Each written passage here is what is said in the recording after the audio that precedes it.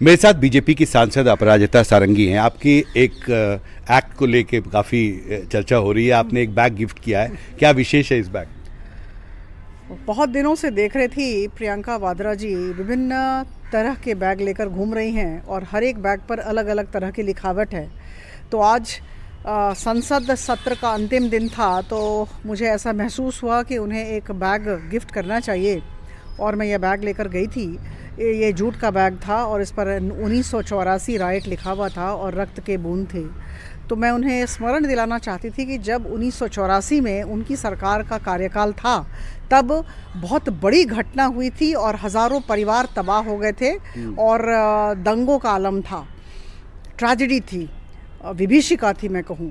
तो बहुत ज़रूरी है कि जो कांग्रेस के नेतागण हैं, प्रमुख तौर पर मैं कहूँगी जो कांग्रेस के वर्तमान की पीढ़ी के नेतृत्व हैं, उन्हें बताना होगा कि उन्होंने कौन सी ऐतिहासिक गलतियाँ की थी। आज आदरणीय प्रधानमंत्री जी का 2 लक्ष्य है। प्रथम, जितने भी हिस्टोरिकल एरर्स हैं, जितने भी ऐतिहासिक त्रुटियां हैं, उनको दूर किया जाए, करेक्ट किया जाए और फिर नए नए संस्कार, नए नए रिफॉर्म्स हम अपने गवर्नेंस स्टाइल में लाएं। तो इसी संदर्भ में मुझे लगा कि आज 1984 की बातें उनको याद दिला दूं और ऐसा कभी न हो, इसकी पुनरावृत्ति न हो, ये हम सब का दायित्व है, कर्तव्य है। आर्टिकल 370 और आर्टिकल 35A का भी जब उन्मूलन हुआ, उन्हें विदाई दी गई, या फिर हमने उसके बाद नारी शक्ति वंदन अधिनियम को लाया, ट्रिपल तलाक बिल को पारित कराया और अभी 1 नेशन 1 इलेक्शन को हम लेकर आए, तो कहीं ना कहीं आप देखेंगे कि हिस्टोरिकल एरर्स को दूर करने की हम चेष्टा कर रहे हैं और नए नए संस्कार को ला रहे हैं।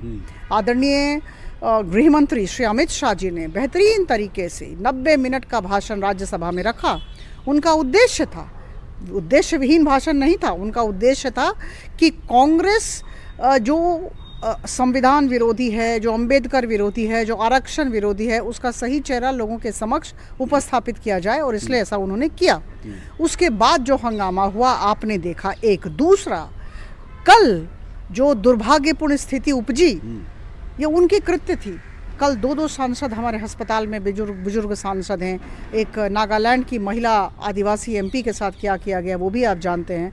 तो कहीं ना कहीं मुझे लगता है कि उन्हें संसद की गरिमा का आभास होना चाहिए, एक, और दूसरा, उन्होंने जो गलतियां की हैं उनके विषय में वो जाने, इसलिए मैंने 1984 के बैग को दिया। प्रियंका गांधी का क्या रिएक्शन था जब आपने ये बैग उनको हैंड ओवर किया? कहाँ पर दिया था? संसद भवन के अंदर दिया था? संसद भवन के अंदर दिया। वो तो समझ नहीं पाई कि मैंने उन्हें क्या दिया है। उन्होंने देखा, उन्होंने कहा कि मैं आपके लिए बैग लेकर आई हूँ, मैंने उन्हें दिया और असहज हो गई जब उन्होंने देखा खोल के कि बैग में क्या है। तो उन्होंने अपनी असहजता को प्रकाशित किया और उसके बाद मैं चली आई और वो बैग लेकर चलती बनी। हमसे बात करने के लिए शुक्रिया। दिल्ली से संजय कौशिक के साथ हिमांशु शेखर, NDTV इंडिया।